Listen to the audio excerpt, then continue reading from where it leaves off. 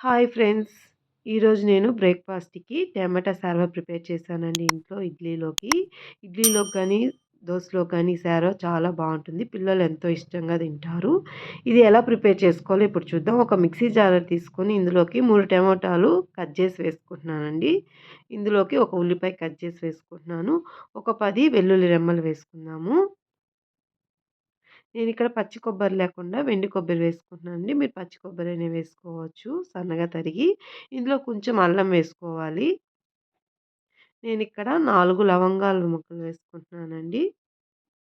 కొంచెం చెక్క, కొంచెం గసగసాలు వేసుకోవాలి. తరిగి పెట్టుకున్న కొత్తిమీర అండి. కాడలతోనే వేసుకుంటే టేస్ట్ బావుంటుంది. దీన్ని మనమంతా గ్రైండ్ చేసి పెట్టుకుందాము. చూడండి.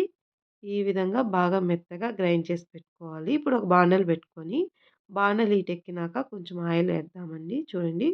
ఇప్పుడు ఇందులోకి కొంచెం ఆవాలు, కొంచెం జీలకర్ర వేసుకోవాలి. చూడండి ఈ విధంగా చిట్పట్ అన్నప్పుడు ఇందులో కొంచెం కరివేపాకు వేసుకుందాము.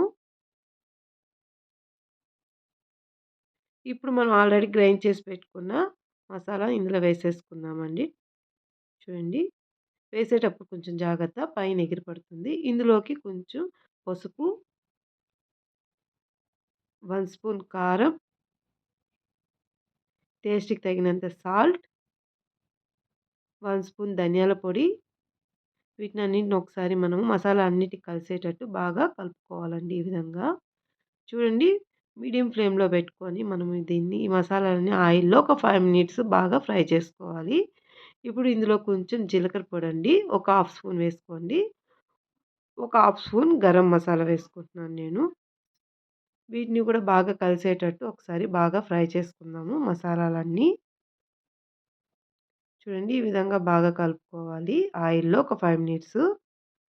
ఇప్పుడు మనం సన్నగా తరిగిన కొంచెం కొత్తిమీర వేసుకొని మరొకసారి దీన్ని బాగా కలిసేటట్టు ఫ్రై చేసుకుందామండి. నేనిక్కడ ఇందులోకి 2 గ్లాస్ వాటర్ యాడ్ చేస్తున్నానండి. దీనంతా ఒకసారి బాగా కలుపుకొని ఒక 10 మినిట్స్ బాగా మగ్గనివ్వాలండి.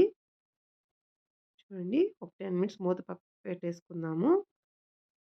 చూడండి. బాగా మగ్గిపోయింది. రెడీ అయిపోయిందండి మనకి శారవ. నేనిప్పుడు ఇంట్లోనే ఇడ్లీ ప్రిపేర్ చేసుకున్నానండి.